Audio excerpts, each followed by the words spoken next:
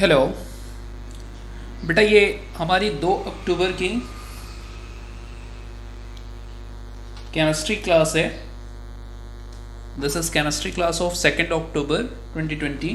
ठीक है, तो हमने कल कुछ पोर्शन डिस्कस किया था बेटा, याद होगा।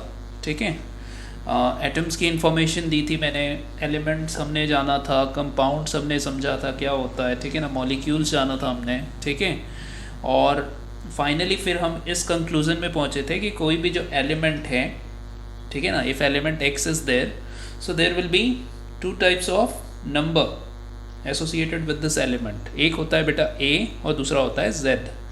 ए को बोलना है mass number, A is mass number, and what is Z, Z is atomic number.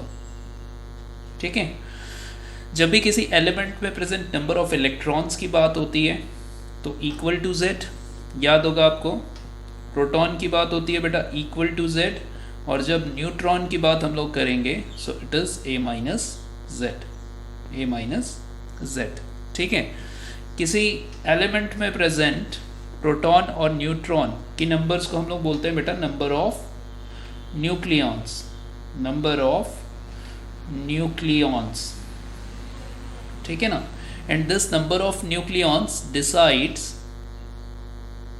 decides the mass of an element। ठीक है ना, ऐसा इसलिए भी है, देखो बेटा, जो मास नंबर है, mass number will be the sum of number of protons plus number of neutrons. Means mass number आपको डिफाइन करता है कि किसी एलिमेंट के पास कितने प्रोटॉन और कितने न्यूट्रॉन हैं, या फिर इन शॉर्ट कितने न्यूक्लियॉन्स हैं। ठीक है ना, ये कहाँ से डिसाइड होता है, मास नंबर से। ठीक है, अब कल बेटा हम लोग एक बात डिस्कस कर रहे थे, और वो चीज़ ये थी कि जब हम लोग बात करते हैं एटॉमिक मास यूनिट की, एटॉमिक मास यूनिट, ठीक है ना, वो सबसे छोटी वैल्यू जिससे कोई भी सब्सटेंस का मास बना हुआ है। ठीक है ना, तो हमने कुछ चीज़ें यहाँ पे देखी थी बेटा, मैं आपको याद दिला दूँ। ठीक है, इलेक्ट्रॉन जो था, इलेक्ट्रॉन का मास हमने देखा था बेटा 9.1 क्रॉस 10 की पावर -31 kg। ठीक है, अगर मैंने इस इलेक्ट्रॉन के मास की ऑर्डर निकाली है, order of this mass of electron, ठीक है ना, it is 10 to the power -31। ठीक है ना, बहुत छोटी वैल्यू है। अगर इसकी ऑर्डर निकालोगे बेटा तो 9 will be considered as 10 and this will be 10 to the power -31। ठीक है ना, ऑर्डर मैं आपको बता दूं, order means the number which is represented in maximum power of 10 is called as order of number. ठीक है ना, अगर किसी नंबर को आप क्या करते हो, 10 की मैक्सिमम पावर में लिखते हो तो वो ऑर्डर होती है। जैसे 9.1 क्रॉस 10 टू द पावर -31 को 10 की मैक्सिमम पावर लिख सकता हूँ बेटा मैं 10 की पावर -30। ये बात मैंने आपको कल की क्लास में भी बताई थी। ठीक है, अब देखो मास ऑफ जो प्रोटॉन होता है बेटा, मास ऑफ प्रोटॉन हम लोग कंसिडर करते हैं 1.67 क्रॉस 10 की पावर -27 kg। ठीक है ना, ग्राम्स में लिखोगे बेटा 3 कम कर देना। ठीक है ना, ग्राम्स में लिखोगे तो यहाँ हो जाएगा 10 की पावर -24। ठीक है ना, ग्राम, और इधर अगर ग्राम में मेंशन करोगे सो दिस विल बी 10 की पावर 28।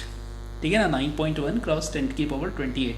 तो अगर कहीं मास ग्राम में लिखा होगा तो कंफ्यूज नहीं होना। ठीक है, अब यहाँ पे देखिए आप, मास ऑफ प्रोटॉन कितना होगा, मास ऑफ प्रोटॉन होगा बेटा 10 की पावर -27।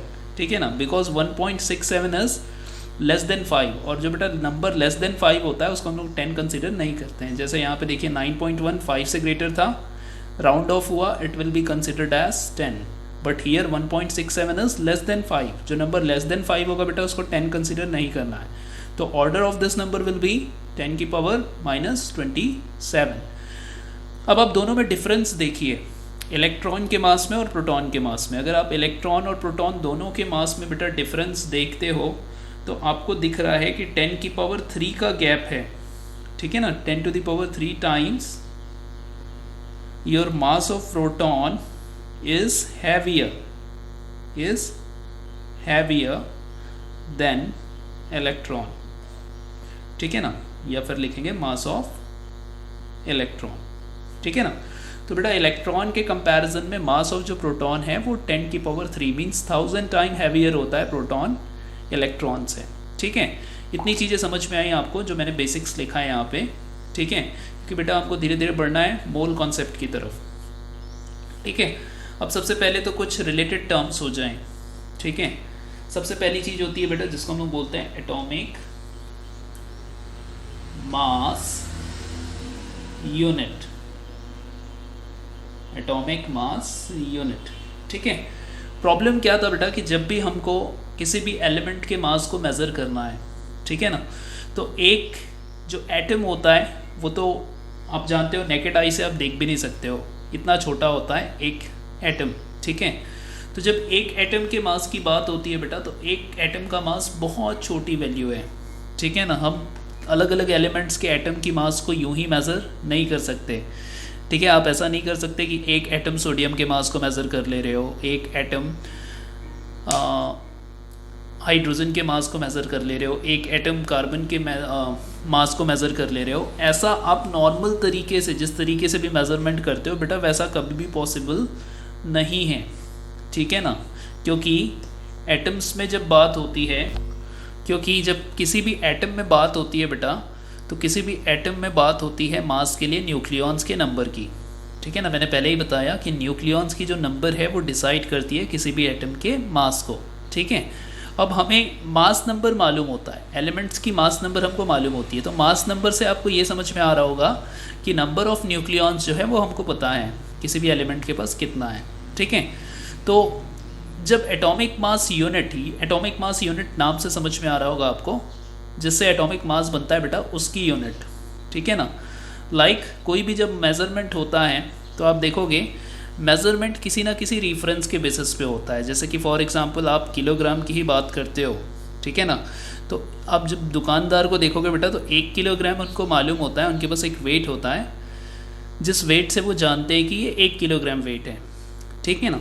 वैसे ही अगर किसी भी एटम के मास को हमको मेज़र करना है, ठीक है, तो प्री डिफाइंड एक यूनिट बताई गई, ठीक है ना, जिसको बोला गया एटॉमिक मास यूनिट।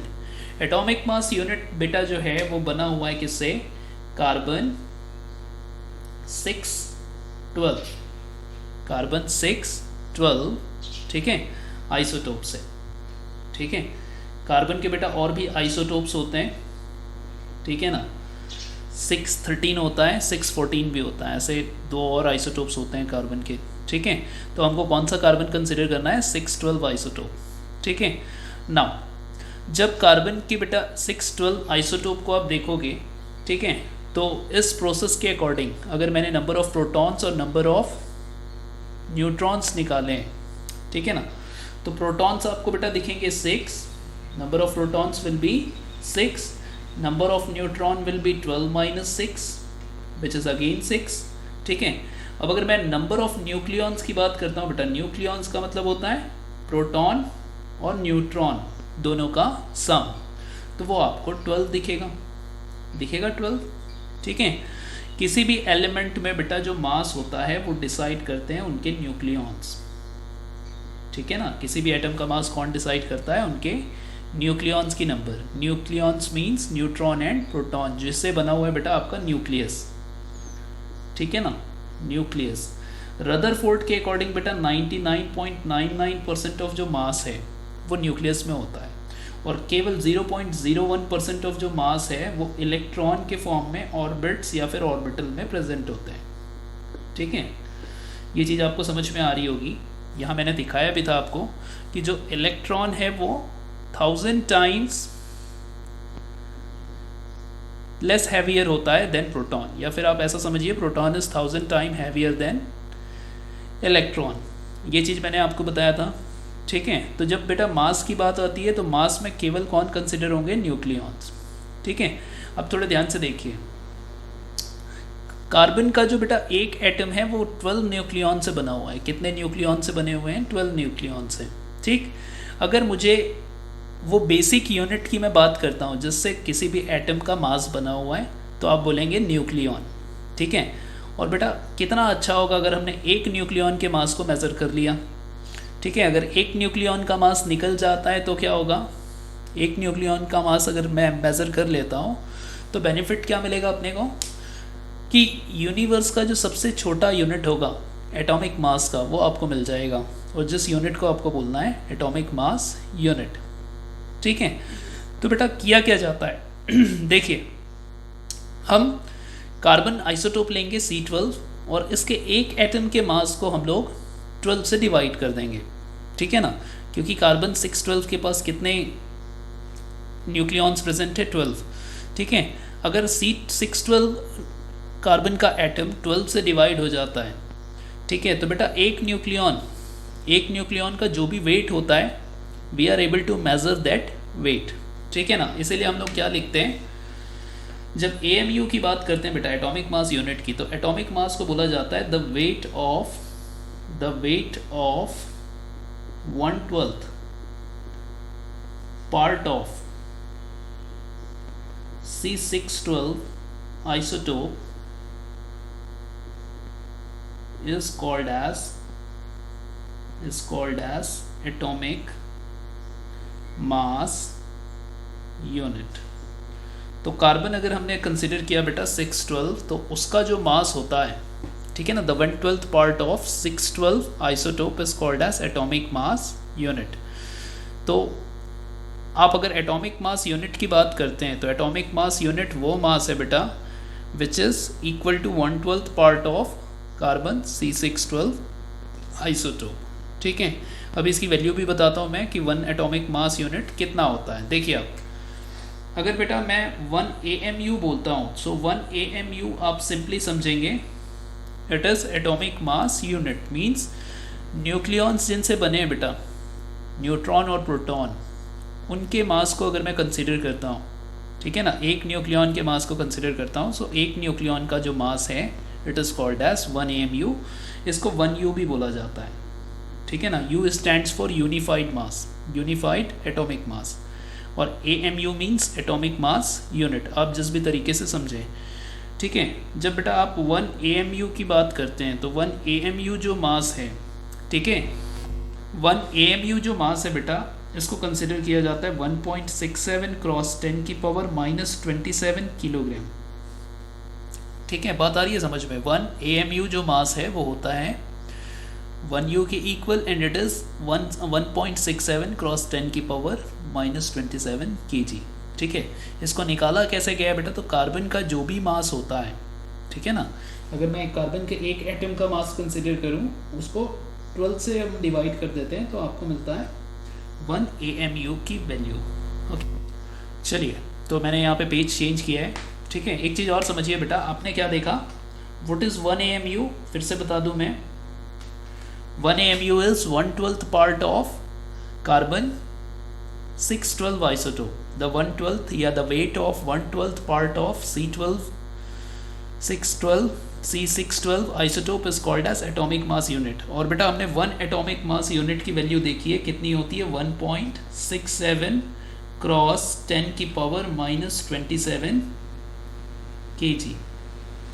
ठीक है, चलिए अब एक और मज़ेदार बात बताता हूँ मैं, बड़े ध्यान से सुनना, इसको बहुत इंपॉर्टेंट है। ठीक है बेटा, इसको पहले ग्राम में ले आओ आप। ठीक है, ग्राम में कोई वैल्यू आपको मालूम है, किलोग्राम बिगर यूनिट है, सो मैग्नीट्यूड स्मॉलर होगी, और अगर ग्राम की बात करते हैं तो बेटा ग्राम स्मॉलर यूनिट होता है किलोग्राम से। ठीक है, और किलोग्राम में अगर किसी मैग्नीट्यूड को आप लिखते हैं तो वो मैग्नीट्यूड बड़ा हो जाएगा। देखिए 1.67 क्रॉस 10 की पावर -24 ग्राम। ठीक है ना, ये जो ग्राम वाली वैल्यू मैं बोल रहा हूँ बेटा, इसमें हो गया 10 की पावर -24। अब आप सभी को मालूम है कि 10 की पावर -27 से -24 बड़ा है। ठीक है ना, और ग्राम छोटी यूनिट है, तो देखिए यूनिट छोटी हुई बेटा, मैग्नीट्यूड बड़ा हो गया। यूनिट बड़ी थी, मैग्नीट्यूड छोटी थी। ये चीज़ आपको याद रखना है, ये आपने फिजिक्स में भी पढ़ा है कि जितना यूनिट बड़ा होता जाएगा बेटा, मैग्नीट्यूड उतना छोटा होते जाता है। तो ग्राम में इस तरीके से आप वैल्यू याद रखेंगे। ठीक है, अब एक खास बात, जब AMU को बेटा आप लिखते हो, ठीक है ना, रैशनल फॉर्म में, ठीक है, रैशनल फॉर्म में, या फिर आप ऐसा बोलें कि न्यूमरेटर और डिनोमिनेटर के फॉर्म में जब लिखेंगे 1.67 क्रॉस 10 टू द पावर -24 को, तो बेटा ये वैल्यू बन जाती है 16.022 क्रॉस 10 की पावर 23 ग्राम्स। ठीक है, एक बार फिर से देखिए, ये सेम वैल्यू है, ठीक है ना, so this is the whole number form, ठीक है ना। यहाँ तो हमने होल नंबर में लिखा है, बट यहाँ पे हमने फ्रैक्शनल फॉर्म में लिखा है, ठीक है। तो फ्रैक्शनल फॉर्म में नंबर क्या होता है, it is 1/6.022 into 10⁻23 gram is 1 AMU, ठीक है। अब बेटा ये जो 6.022 इंटू 10⁻23 आपको दिख रहा है, ठीक है ना, ये आपको कुछ याद आ रहा होगा। अगर आपने मोल कॉन्सेप्ट पढ़ा है तो ये कुछ याद आ रहा होगा, अगर नहीं पढ़ा है तो मैं बताता हूँ, ठीक है। अभी केवल आप ये जान लें कि आगे आपको पढ़ना है मोल कॉन्सेप्ट, ठीक है ना। और मोल कॉन्सेप्ट में आएगा बेटा एवोगैड्रोज नंबर, ठीक है। एवोगैड्रोज नंबर होता है बेटा 6.022 क्रॉस 10⁻23। इस नंबर को बोला जाता है, इस नंबर ऑफ एंटिटीज़ को बोला जाता है Avogadro's number. Symbol is Na, ठीक है। तो थोड़ा ध्यान से देखो बेटा, 1 AMU जो है 1/Na ग्राम के इक्वल है। यहाँ से आप क्या ऑब्जर्व कर रहे हो, 1 AMU is equal to 1/Na gram, ठीक है। तो आपको बेटा ये तीनों लाइन याद रखनी है, ये भी और ये तीसरी लाइन भी, ठीक है। तो बात आई समझ में, जितनी बातें मैंने बताया। चलिए बेटा अब थोड़ा सा कुछ नई बातें समझे हम लोग, ठीक है। एटॉमिक मास यूनिट आपने देखा, एटॉमिक मास यूनिट जो है उसमें 3 बातें याद रखनी है आपको, ये तीनों बातें, ठीक है। चलिए अब हम लोग देखते हैं बेटा एटॉमिक मास किसको बोलते हैं हम लोग, एटॉमिक मास, ठीक है। अगर बेटा मैं एटॉमिक मास की बात करता हूँ तो नाम से ही समझ में आ रहा है, this is the mass of one atom. एक एटम का जो मास है वो एटॉमिक मास होने वाला है। और बेटा एक एटम के जो एक न्यूक्लियॉन का मास है वो आपने देखा एटॉमिक मास यूनिट के टर्म्स में। एटॉमिक मास यूनिट मींस जिससे बेटा मास बनने वाला है, और मास बना हुआ है किसी भी एलिमेंट में न्यूक्लियॉन से, ठीक है ना, न्यूक्लियस से। न्यूक्लियस में ही न्यूक्लियॉन्स होते हैं और न्यूक्लियस का ही मास होता है, ठीक है। Now what do you mean by atomic mass. जब मैं एटॉमिक मास की बात करता हूँ बेटा, तो एटॉमिक मास को बोला जाता है the relative mass of an atom, the relative mass of an atom with 1/12 part of carbon 612 isotope, ठीक है, is called atomic mass। Okay बेटा यहाँ समझने की कोशिश करिए, यहाँ मैंने एक एग्जांपल लिया है, ठीक है ना। एक वेइंग बैलेंस है, जिस तरीके से नॉर्मली बेटा आप वेट निकालते हो वो तरीका मैं यहाँ पे यूज़ कर रहा हूँ। देखिए हाइड्रोजन अगर मैंने कंसिडर किया इस वेइंग बैलेंस में, ठीक है, इस वेइंग बैलेंस के एक साइड में मैंने रखे हैं बेटा हाइड्रोजन के एटम्स, इसके एटम रखे हैं हमने हाइड्रोजन के एटम्स, ठीक है। दूसरे साइड हम इसको बैलेंस कर रहे हैं AMU से। AMU मतलब समझ में आ रहा है आपको, एटॉमिक मास यूनिट से। तो जो हाइड्रोजन का एटॉमिक मास होता है बेटा उसको हम लोग लिखते हैं 1.008। This is atomic mass, atomic mass. और एटॉमिक मास होता है बेटा U में, आप याद रखेंगे, ठीक है ना। सिंबल से बहुत सारी चीज़ें केमिस्ट्री की याद होगी। एटॉमिक मास जो है वो U में कंसिडर किया जाता है, ठीक है ना। और मास नंबर बेटा एक प्योर नंबर होता है, होल नंबर होता है, it is a pure whole number, mass number, ठीक है। लेकिन जब आप एटॉमिक मास की बात करोगे बेटा तो यहाँ पे रिलेटिव कंपैरिजन हो रहा है। देखो हमने बोला है the relative mass of an atom with 1/12 part of C12 isotope. और 1/12 पार्ट ऑफ C12 आइसोटोप को तो आप AMU बोलते हो, ठीक है। तो बेटा जो मास निकालने का सिंपल फंडा है आप उससे समझिए। जैसे हाइड्रोजन के मास को हम लोग मेज़र कर रहे हैं, ठीक है ना, तो हाइड्रोजन की जो मास है बेटा वो रिलेटिव टू AMU मेज़र हो रहा है। मतलब अगर इस साइड आपने एक हाइड्रोजन का एटम रखा है तो दूसरे साइड में, वेइंग बैलेंस के दूसरे साइड में आपको AMUs के यूनिट डालने हैं, ठीक है ना। तो देखो ऐसे में कितने यूनिट्स जब AMU के रखूँगा बेटा 1.08 यूनिट, आप देखोगे ये वेइंग बैलेंस हो जाएगा, ठीक है ना। ये एग्जाम्पल है एक, ये प्रैक्टिकली ऐसा नहीं होता है, ठीक है ना। It is just an example, ठीक है, जैसे हम समझने की कोशिश कर रहे हैं कि एटॉमिक मास क्या होता है किसी भी एटम का, ठीक है।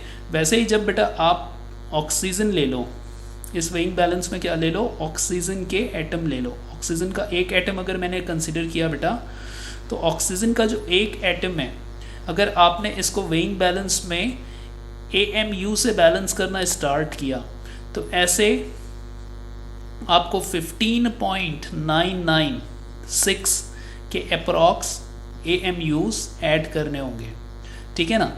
जब मैं क्या करता हूँ बेटा 15.996 AMU से एक ऑक्सीजन के एटम को बैलेंस कराता हूँ तो AMU के उन एटम से ऑक्सीजन का एटम बैलेंस हो जाता है, मीन्स ये दोनों का वेट इक्वल है, ठीक है। अब 15.99 का मतलब क्या होगा, वोट इज़ 15.99, अगर आप राउंड ऑफ कर दोगे बेटा तो ये 16 हो जाएगा, ठीक है। तो इसीलिए ऑक्सीजन के एक एटम के मास को बोला जाता है 16 AMU। Mass of one oxygen atom is 16 AMU। तो आज हमने समझा है बेटा एटॉमिक मास को, ठीक है।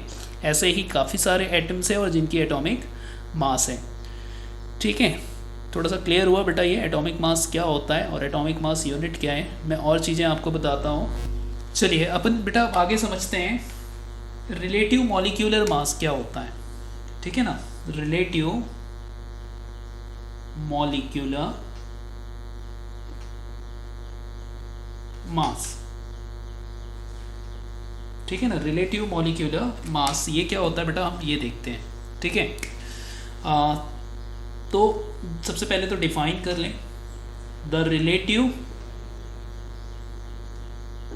मास of a molecule, the relative mass of a molecule with respect to 1/12 part of carbon 612 isotope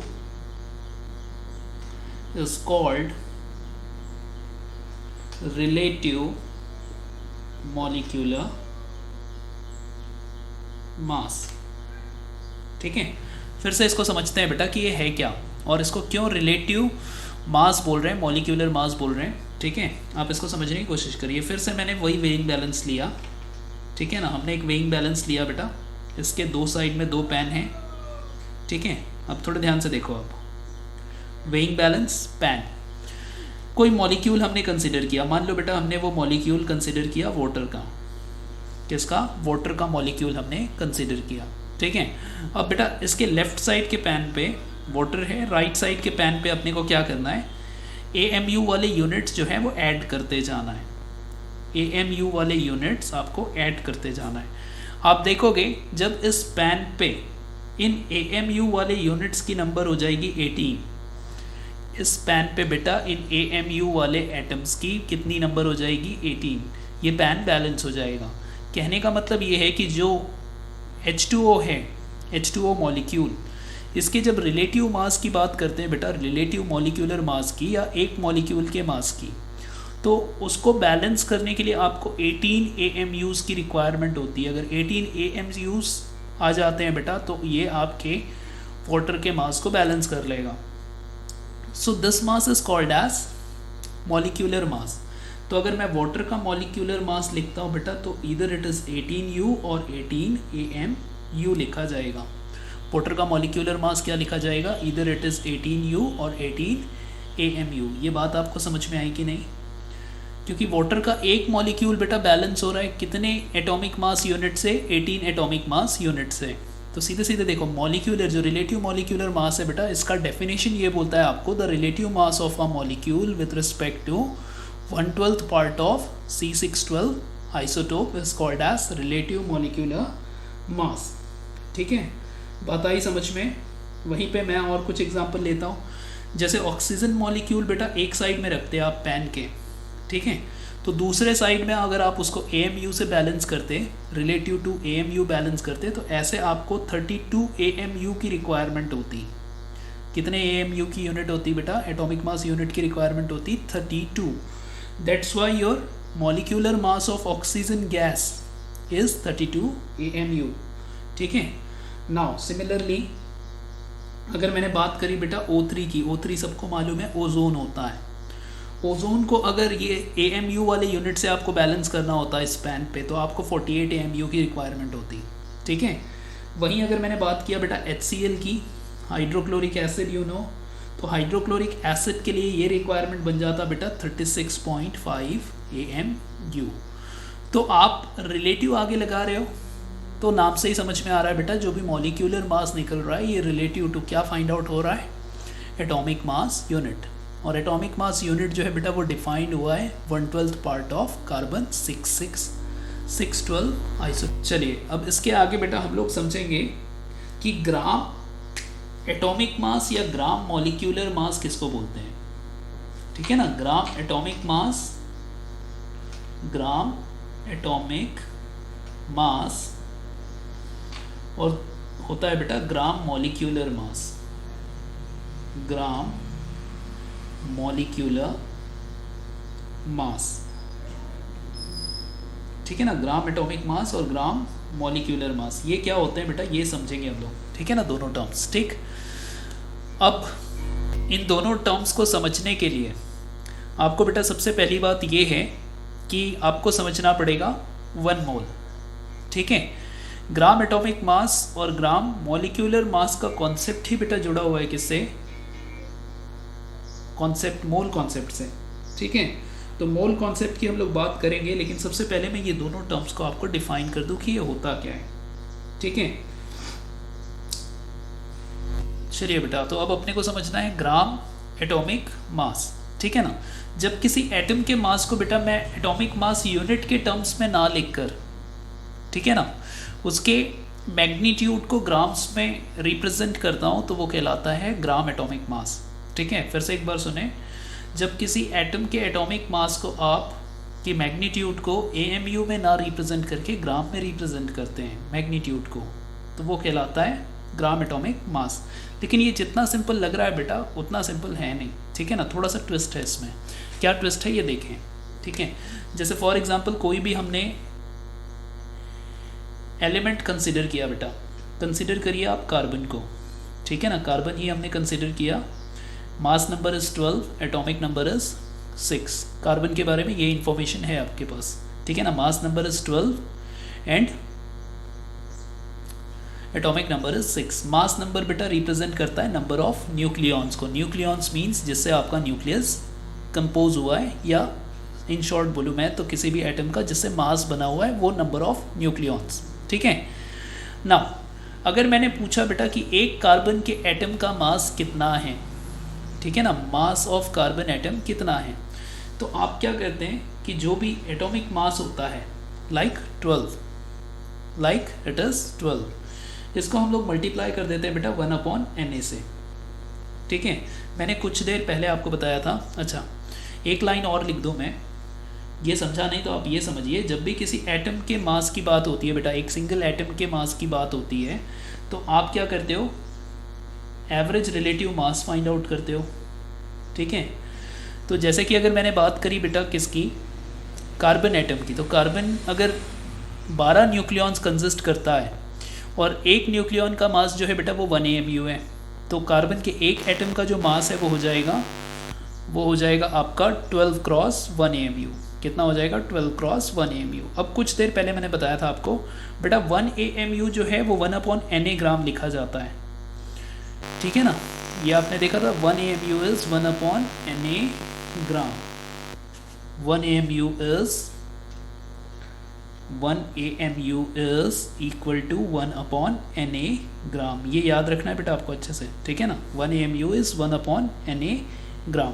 तो आप थोड़ा ध्यान से देखो, एक एटम का मास कितना हो गया, 12 क्रॉस 1/Na ग्राम, क्योंकि जब कार्बन को आप बैलेंस करोगे बेटा AMU से तो 12 AMU से बैलेंस होगा कार्बन का एक एटम। ठीक है ना, अब बेटा हम लोग एक एटम की बात नहीं कर रहे हैं, जब ग्राम एटॉमिक मास की बात होती है तो एक एटम की बात नहीं होती है। यहाँ जो भी मैग्नीट्यूड है बेटा उसको हमको ग्राम में रिप्रेजेंट करना है। ठीक है ना, तो थोड़ा ध्यान से देखिए आप, हम लोग क्या करते हैं, एक एटम के मास को हम लोग बोलेंगे बेटा the mass of one atom is 1/12/Na ग्राम। क्या हो जाएगा, 12/Na gram. Multiply this mass by Na, इसको आप मल्टीप्लाई करिए एवोगैड्रो नंबर से। ठीक है, जब मास ऑफ कार्बन एटम बेटा एवोगैड्रो नंबर से मल्टीप्लाई होगा, so this Na will cancel out. Magnitude किस में रिप्रेजेंट हो जाएगा, देखिए आप ग्राम में। अगर सिंपली मैं एक एटम के मास को बेटा Na से मल्टीप्लाई करता हूँ तो कार्बन एटम का जो मास है वो ग्राम में रिप्रेजेंट हो जाएगा and it will be written as 12 gram. क्या लिखा जाएगा इसको? 12 ग्राम। अब ये जो 12 ग्राम वाली वैल्यू मिल रही है बेटा, इसको हम लोग बोलते हैं GAM। This is called as gram atomic mass. ठीक है ना, ग्राम एटॉमिक मास। अब ग्राम एटॉमिक मास अगर आपको डिफाइन करना है तो देखिए इसके लिए Na से मल्टीप्लाई करना पड़ रहा है बेटा एक एटम के मास को। एक एटम का मास क्या हो रहा है? Na से मल्टीप्लाई हो रहा है। ठीक, Na को हम लोग बोलते हैं बेटा एवोगैड्रोज नंबर।